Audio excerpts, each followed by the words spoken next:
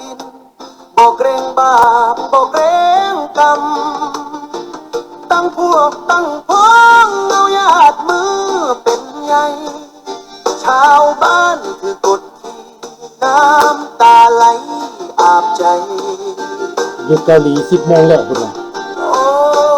อำนาจคือไฟอยู่ในมือคนชั่วกะเผาบ้านเมือง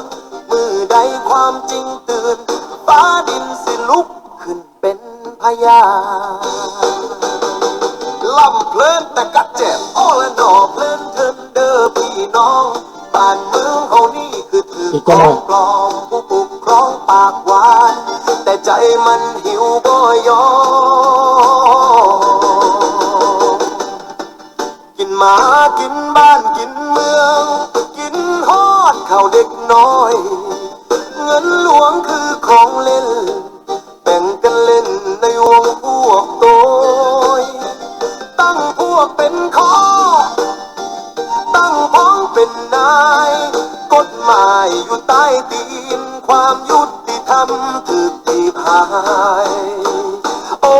เพลินเด้อเพลินเพลินจนชาวบ้านสิ้นหวังเสียงแค้นยังห้องถามว่าไผฆ่าบ้านเมืองขังยา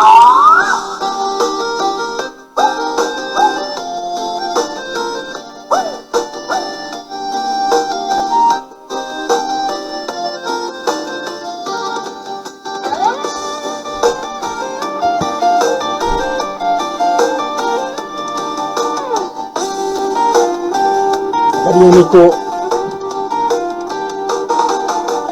สิ่งเด้อพี่น้องสิ่งให้มันรู้อำนาจอยู่มือโดนบ้านเมืองเลยชัวเหล่าแดงใจดำบ่จำคำเสียงเห็นแต่เงินบินใจคนบ่เลี้ยวกินหมากินบ้านกินเมืองกินจนแผ่นดินร้องไห้ตั้งพวกตั้งพ้องเอาชาวบ้านเหยียบไว้บ่เกรงบาปบ่เกรงกรรมเกรงแต่เสียมนาจมือนี้ยังหัวเราะมือหน้าฟ้าดินสิบาทสิ่งเด้อพี่น้องความจริงมันเร็วคือไฟ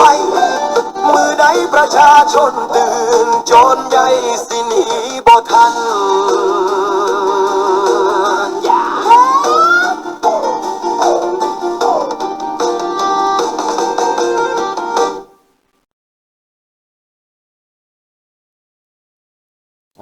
มาแล้วบัดนี้พี่น้องเปิดเพลงชาติแล้วก็เข้าเลยเนาะบัดนี้เนาะเอาเพลงชาติซะก่อนเด้อพี่น้องเด้อ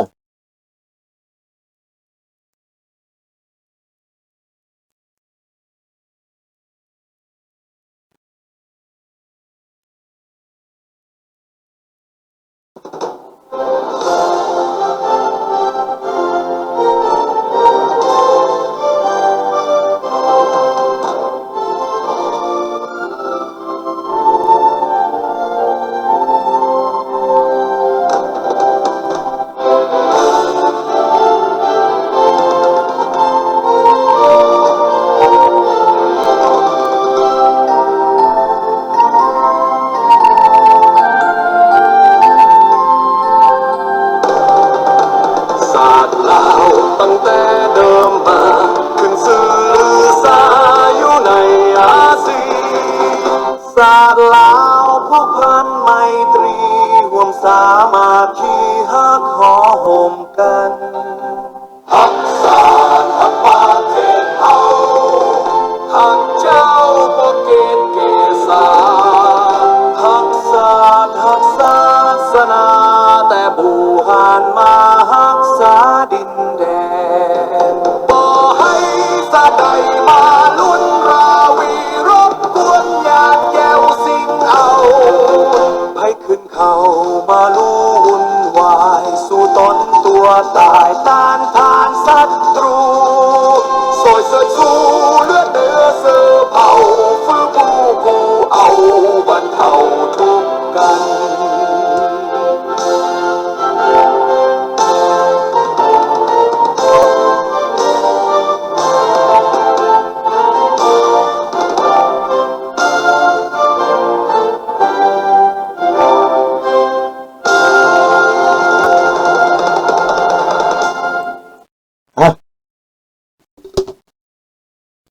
สบายดีทุกท่านเด้อพี่น้องเด้อขอบอกขอบใจหลายๆมื้อนี้ก็มาตามเคยนั่นแหละก็สบายดีพี่น้อง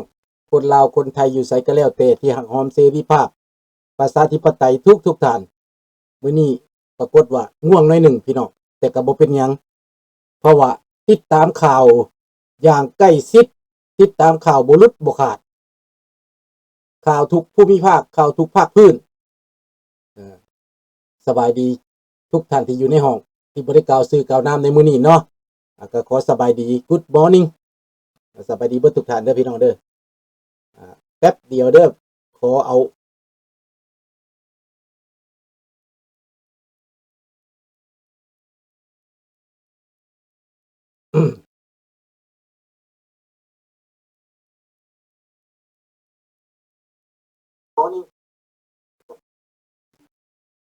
มาแล้ว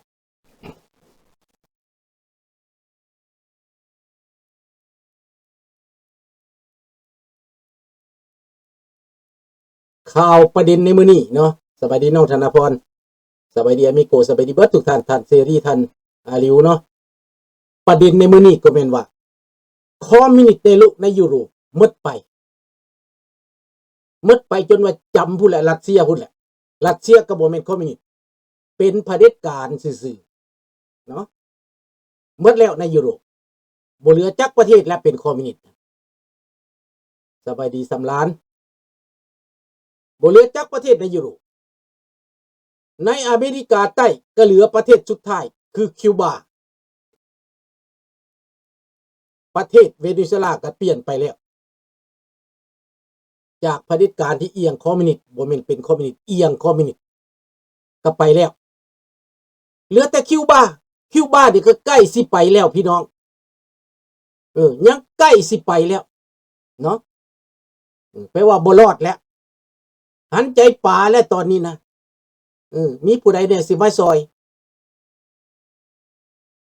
แปลว่าอเมริกาบีบจนที่สุดแล้วข้างนี้คันบ่เปลี่ยนก็แม่นชะตาขาดแล้วข้าพเจ้าว่าเปลี่ยนอยู่บ่ได้ดอกประเทศคิวบาอยู่บ่ได้แล้วเพราะว่าอเมริกาเอาจริงพี่น้อง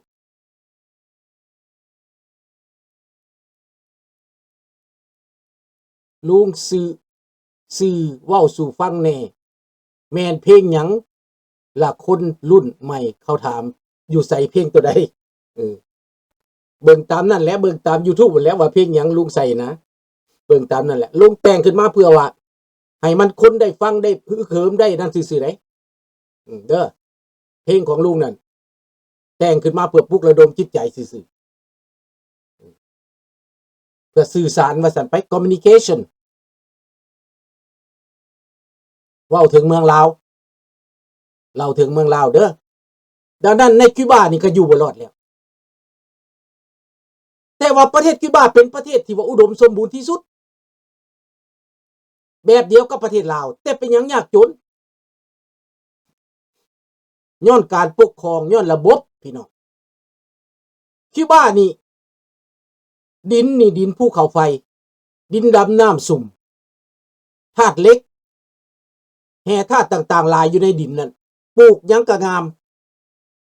ปลูกอ้อยก็งามปลูกหยังก็งามเบิดแต่ว่าปลูกหลายเทื่อแล้วบ่ได้เปลี่ยนดินมันก็อ้อยก็ได้น้อยที่สุดตั้งแต่ก่อนประเทศคิวบานี่เป็นประเทศที่เจริญที่สุดในเขตนั้นเกือบเทียบเท่ากับฟลอริดาพี่น้องความเจริญของคิวบาแต่ว่าย้อนแนวความคิดปิเดลกัสโตรอยากเป็นคอมมิวนิสต์อยากเป็นสังคมนิยมฝันอยากเป็นคอมมิวนิสต์สองสหายกือเพิ่นเชกาเวรากับปิเดลกัสโตรนำประเทศไปสู่ความยากโอเพลงชาติบ่กับเพลงชาติเก่านั่นแหละตั้งแต่ใดมานั่นแหละแม่นเพลงชาติแท้ๆแหละนั่นน่ะเขาบ่ฮู้แล้วพวกเขาเกิดมาเขาบ่เคยเห็นร้องมาตั้งแต่พุ่นตั้งแต่พ่อแต่แม่เฮาพุ่นร้องมาน่ะเขาก็มาเปลี่ยนเนื้อเอาน้อยเดียวเดี๋ยวนี้เขาบ่กล้าร้องดอกขับไล่จักรพรรดิเขาบ่ร้องบ่กล้าดอกบ่กล้าเว้าแล้วเปิดตั้งแต่แก่นั่นแหละแต่เพลงนั่นแหละ ดนตรีนั่นแหละบ่มีร้องแล้วเดี๋ยวนี้นะสบายดีน้องรัตบรนั่นแหละฮู้บ่ฮู้ก็เข้าใจภาษาลาวอยู่เนาะสิแปลอย่างยากศาสตร์ลาวตั้งแต่เดิมมาขึ้นชื่อลือซาอยู่ในอาซีนั่นน่ะมันก็บอกแล้วเพลงก็บอกแล้วเด็กน้อยคู่มือนี่มันฉลาดน้อยนะมันสิหันไปสนใจยาเสพติดมันสิหันไปสนใจทางเพศมันสิหันไปสนใจทางแนวบ่ดีพุ่นแหละแนวดีบ่เห็นบ่เบิ่งบ่ได้ยินบ่เหมือนดังเด็กน้อยสมัยข้าพเจ้าเด็กน้อยสมัยข้าพเจ้านี่แสวงหาความดีฝักใฝ่หาความดีฝักใฝ่หาความก้าวหน้าคู่มือนี่เสือผักเสือรัดเขาตัวกะเสือเขาเว้าหยังกะเสือเขาเลือกผู้แทนราษฎรแบบบ้ากะเบิ่งทะโลอยู่คันสิเว้าแล้วโอ้ยบ่จักสิเว้าพี่น้องแม่นผู้แทนราษฎรแบบใดนั้นเลือกเองเฮ็ดเองคนผู้เดียวมาเลือกเฮ็ดหยังเลือกไปเฮ็ดหยังมันบ่มีแนวเลือกแล้วเลือกเฮ็ดหยังพรรคเดียวอยากเป็นก็แต่งมาโลดเอาแต่งเป็นโลดบ่มีไผญาติแย่งแล้วพรรคอื่นบ่มีแล้วดิบ่มีทางเลือกบ่มีชั่วอื่นแล้วมันมีแต่แนวเดียวหั่นพรรคปฏิวัตินี้พรรคลาวแดงเท่านั้นแหละสิเลือกไปเฮ็ดหยังบ่อายโลกเขาวะละครน้ำเน่าของบักทองรุ่นเอาเว้าคุยบ้าซะก่อนเนาะยังบ่จบเรื่องคุยบ้านี้ข้าพเจ้าว่าเปลี่ยนแน่นอนเป็นหยังเพราะว่ามาโกโรบิโอนั้นเป็นคนอพยพมาจากประเทศคิวบาพอพามาอยู่ฟลอริดาคนคิวบาหนีมาอยู่ฟลอริดาคนคิวบาหนีไปอยู่ทั่วโลกพี่น้องเขาหนีจากระบบคอมมิวนิสต์แต่ตอนนี้เขาสิให้คอมมิวนิสต์ล่มสลายไปในคิวบาจากนโยบายของอเมริกาจะเปลี่ยนแปลงให้คิวบาล่มสลายไปแล้วพัฒนาใหม่ฟื้นฟูใหม่เห็นบ่ล่ะทุกสิ่งทุกอย่างจะถูกพัฒนาใหม่หมด